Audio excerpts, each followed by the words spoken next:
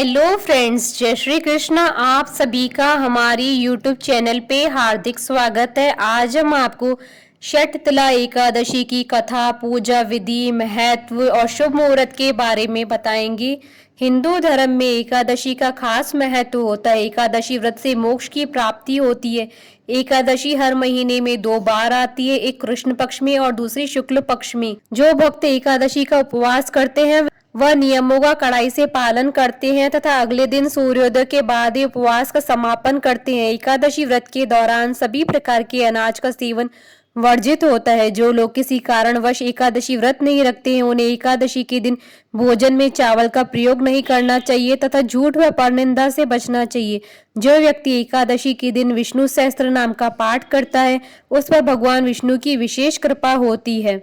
माघ मास की कृष्ण पक्ष की एकादशी का काफी महत्व होता है। इसे षटतिला एकादशी कहा जाता है। इस दिन भगवान विष्णु की पूजा करने से सभी तरह के कष्टों से मुक्ति मिल जाती है। एकादशी पर भगवान विष्णु की पूजा की जाती है। उन्हें भौतिक सुखों का कारक माना जाता है। जो लोग माघ मास की एकादशी का व्रत रखते हैं उन्हें सभी तरह के सुख प्राप्त होते हैं। षटतिला एकादशी के दिन काले तिलों के दान का बड़ा महत्व है। भगवान विष्णु को पंचामृत में तिल मिलाकर स्नान कराया जाता है। इस व्रत को रखने से आरोग्यता प्राप्त होती है। अन्न, तिल आदि दान करने से धन धान्य में वृद्धि होती है। षटतिला एकादशी के दिन तिल का 6 तरह से प्रयोग करने पर पापों का नाश हो जाता है और वैकुंठ धाम की प्राप्ति होती है। षटतिला एकादशी यानी तिलों के 6 प्रकार के प्रयोग से युक्त एकादशी। इस एकादशी के दिन तिलों का उपयोग 6 प्रकार से किया जाता है। तिलों के इस उपयोग को परम फलदायी माना गया है। आस्था है कि षटतिला एकादशी के व्रत से उपासक को वाचिक, मानसिक और शारीरिक पापों से मुक्ति मिलती है। इस दिन तिलों का उपयोग स्नान, उपटन, आहुति, तर्पण, दान और खाने में किया जाता है। षटतिला एकादशी का शुभ मुहूर्त पंचांग के अनुसार इस बार षटतिला एकादशी 7 और 8 फरवरी 2021 को है। एकादशी तिथि प्रारंभ होगी 7 फरवरी 2021 दिन रविवार को सुबह 6:26 पर और एकादशी तिथि समाप्त होगी अगले दिन 8 फरवरी 2021 को सुबह 4:47 पर। षटतिला एकादशी पर व्रत पारणा का समय रहेगा 8 फरवरी 2021 दिन सोमवार को दोपहर 1:42 से दोपहर 3:54 पर। हरिवासर समाप्त होने का समय रहेगा सुबह 10:25 पर। वैष्णव षटतिला एकादशी 8 फरवरी 2021 सोमवार के दिन है। वैष्णव षटतिला एकादशी पर व्रत पारणा का समय रहेगा 9 फरवरी 2021 को सुबह 7:08 से सुबह 9:21 तक। षटतिला एकादशी की पूजा विधि। षटतिला एकादशी व्रत में भगवान विष्णु की पूजा की जाती है। इस दिन तिल का प्रयोग 6 तरीकों से किया जाता है। तिल स्नान, तिल का उपटन, तिल का हवन, तिल का तर्पण, तिल का भोग और तिल का दान। पूजा के लिए इस दिन ब्रह्म मुहूर्त में उठकर स्नान कर ले, उसके बाद भगवान विष्णु की पूजा प्रारंभ करे। पूरे दिन निराहार व्रत करे। फलों का सेवन किया जा सकता है। शाम के समय भगवान विष्णु का पूजन कर उन्हें तिल का भोग लगाएं और षटतिला एकादशी की व्रत कथा जरूर पढ़ें। भगवान विष्णु की प्रिय तुलसी के समीप दीपक जलाएं। अगले दिन सूर्योदय के बाद व्रत का पारण करें। षटतिला एकादशी व्रत कथा। भगवान श्री कृष्ण के श्रीमुख से एकादशियों का महात्म सुनकर श्रद्धा पूर्वक उन्हें प्रणाम करते हुए अर्जुन ने कहा, हे केशव, आपके श्रीमुख से एकादशियों की कथाएं सुनकर मुझे असीम आनंद की प्राप्ति हुई। हे मधुसूदन, कृपा कर अन्य एकादशियों का महात्म सुनाने की भी अनुकंपा करे। भगवान श्री कृष्ण ने कहा, हे अर्जुन, अब मैं माघ मास के कृष्ण पक्ष की षटतिला एकादशी व्रत की कथा सुनाता हूँ। एक बार दालभ्य ऋषि ने पुलस्त्य ऋषि से पूछा, हे ऋषि श्रेष्ठ, मनुष्य मृत्यु लोक में ब्रह्म हत्या आदि महापाप करते हैं। दूसरे के धन की चोरी तथा दूसरे की उन्नति देखकर ईर्ष्या आदि करते हैं। ऐसे महान पाप मनुष्य क्रोध, ईर्ष्या, आवेग और मूर्खता वश करते हैं और बाद में शोक करते हैं कि हाय, यह हमने क्या किया।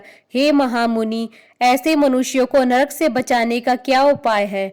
कोई ऐसा उपाय बताने की कृपा करे जिससे ऐसे मनुष्यों को नरक से बचाया जा सके, अर्थात उन्हें नरक की प्राप्ति न हो। ऐसा कौन सा दान पुण्य है जिसके प्रभाव से नरक की यातना से बचा जा सकता है? इन सभी प्रश्नों का हल आप कृपा पूर्वक बताइए। दालभ्य ऋषि की बात सुन पुलस्त्य ऋषि ने कहा, हे मुनि श्रेष्ठ, आपने मुझसे अत्यंत गूढ़ प्रश्न पूछा है, इससे संसार में मनुष्य को बहुत लाभ होगा। जिस रहस्य को इंद्र आदि देवता भी नहीं जानते, वह रहस्य मैं आपको अवश्य ही बताऊंगा। माघ मास में आने पर मनुष्य को स्नान आदि से शुद्ध रहना चाहिए और इंद्रियों को वश में करके तथा काम, क्रोध, लोभ, मोह, ईर्ष्या तथा अहंकार आदि से सर्वथा बचना चाहिए। पुष्य नक्षत्र में गोबर, कपास, तिल मिलाकर उपले बनाने चाहिए। इन उपलों से 108 बार हवन करना चाहिए। जिस दिन मूल नक्षत्र और एकादशी तिथि हो, तब अच्छे पुण्य देने वाले नियमों को ग्रहण करना चाहिए। स्नान आदि के नित्य कर्म से देवों के देव भगवान श्री हरि का पूजन व कीर्तन करना चाहिए। एकादशी के दिन उपवास करें तथा रात को जागरण और हवन करें। उसके दूसरे दिन धूप दीप नैवेद्य से भगवान श्री हरि की पूजा अर्चना करें तथा खिचड़ी का भोग लगाएं। उस दिन श्री विष्णु को पेठा, नारियल, सीताफल या सुपारी सहित अर्घ्य अवश्य देना चाहिए। उनकी स्तुति करनी चाहिए। हे जगदीश्वर, आप निराश्रितों को शरण देने वाले, आप संसार में डूबे हुए का उद्धार करने वाले। हे कमल नयन, हे मधुसूदन, हे जगन्नाथ, हे पुंडरीकाक्ष, आप लक्ष्मी जी सहित मेरे इस तुच्छ अर्घ्य को स्वीकार कीजिए। इसके पश्चात ब्राह्मण को जल से भरा घड़ा और तिल दान करने चाहिए। यदि संभव हो तो ब्राह्मण को गऊ और तिल दान देना चाहिए। इस प्रकार मनुष्य जितने तिलों का दान करता है, वह उतने ही सहस्त्र वर्ष में स्वर्ग में वास करता है। तिल स्नान, तिल की उपटन, तिलोदक, तिल का हवन, तिल का भोजन, तिल का दान, इस प्रकार 6 रूपों में तिलों का प्रयोग शर्तला एकादशी कहलाती है। इससे अनेक प्रकार के पाप नष्ट हो जाते। इतना कहकर पुलस्त्य ऋषि ने कहा, अब मैं आपको एकादशी की कथा सुनाता हूँ। एक बार नारद मुनि ने भगवान श्री हरि से शर्तला एकादशी का महात्म पूछा। वे बोले, हे प्रभु, आप मेरा प्रणाम स्वीकार करें। शर्तला एकादशी के उपवास का क्या पुण्य है, उसकी क्या कथा है, कृपा कर मुझसे कहिए। नारद की प्रार्थना सुन भगवान श्री हरि ने कहा, हे नारद, मैं तुम्हें प्रत्यक्ष देखा सत्य वृतांत सुनाता हूँ, ध्यान पूर्वक श्रवण करो। बहुत पहले मृत्युलोक में एक ब्राह्मणी रहती थी। वह सदा व्रत उपवास किया करती थी। एक बार वह 1 मास तक उपवास करती रही। इससे उसका शरीर बहुत कमजोर हो गया। वह अत्यंत बुद्धिमान थी, फिर भी उसने कभी भी देवताओं तथा ब्राह्मणों के निमित्त अन्न आदि का दान नहीं किया। मैंने चिंतन किया कि इस ब्राह्मणी ने उपवास आदि से अपना शरीर तो पवित्र कर लिया तथा उसको वैकुंठ लोक भी प्राप्त हो जाएगा, किंतु इसने कभी अन्नदान नहीं किया। अन्न के बिना जीव की तृप्ति होना कठिन है। ऐसा चिंतन कर मैं मृत्यु लोक में गया और उस ब्राह्मणी से अन्न की भिक्षा मांगी। इस पर उस ब्राह्मणी ने कहा, हे योगी राज, आप यहाँ किस लिए पधारे हैं? मैंने कहा, मुझे भिक्षा चाहिए। इस पर उसने मुझे एक मिट्टी का पिंड दे दिया। मैं उस पिंड को लेकर स्वर्ग लौट आया। कुछ समय व्यतीत होने पर वह ब्राह्मणी शरीर त्याग कर स्वर्ग आई। मिट्टी के पिंड के प्रभाव से उसे उस जगह में एक आम वृक्ष सहित घर मिला, किंतु उसने उस घर को अन्य वस्तुओं से खाली पाया। वह घबराई हुई मेरे पास आई और बोली, हे प्रभु, मैंने अनेक व्रत आदि से आपका पूजन किया, किंतु फिर भी मेरा घर वस्तुओं से रिक्त है। इसका क्या कारण है? मैंने कहा, तुम अपने घर जाओ और जब देव स्त्रियां तुम्हें देखने आए, तब तुम उनसे शर्तला एकादशी व्रत का महात्मा और उनका विधान पूछना। जब तक वह न बताएं, तब तक द्वार नहीं खोलना। प्रभु के ऐसे वचन सुन वह अपने घर गई और जब देव स्त्रियां आई और द्वार खोलने के लिए कहने लगी, तब उस ब्राह्मणी ने कहा, यदि आप मुझे देखने आई हैं तो पहले मुझे शर्तला एकादशी का महात्मा बताइए। तब उनमें से एक देव स्त्री ने कहा, यदि तुम्हारी यही इच्छा है तो ध्यान पूर्वक श्रवण करो। मैं तुमसे एकादशी व्रत और उसका महात्म विधान सहित कहती हूँ। जब उस देव स्त्री ने शर्तला एकादशी का महात्म सुना दिया, तब उस ब्राह्मणी ने द्वार खोला। देव स्त्रियों ने ब्राह्मणी को सब स्त्रियों से अलग पाया। उस ब्राह्मणी ने भी देव स्त्रियों के कहे अनुसार शर्तला एकादशी का उपवास किया और उसके प्रभाव से उसका घर धन धान्य से भर गया। अतः हे पार्थ, मनुष्यों को अज्ञान को त्याग कर शर्तला एकादशी का उपवास करना चाहिए। इस एकादशी व्रत करने वालों को जन्म जन्म की निरोगता प्राप्त होती है।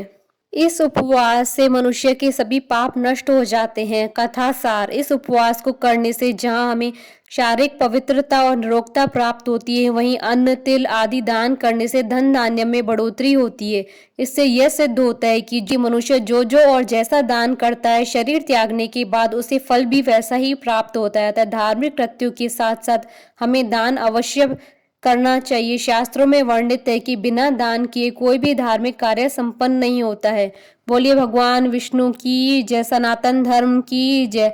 आशा करती हूँ कि आपको शर्तला एकादशी व्रत कथा पूजा विधि शुभ मुहूर्त का ये वीडियो पसंद आया होगा। तो आप इस वीडियो को अधिक से अधिक लाइक और शेयर कीजिएगा ताकि सभी भक्तों को इस वीडियो का लाभ प्राप्त हो सके। आप हमारे चैनल को सब्सक्राइब जरूर कीजिएगा अगर अब तक नहीं किया है तो, ताकि आप और हम कनेक्टेड रहें। साथ ही प्रेस करना ना भूलिएगा बेल आइकन को, जिससे नए वीडियो से रिलेटेड नोटिफिकेशन आपको तुरंत प्राप्त हो सके। जय श्री कृष्णा।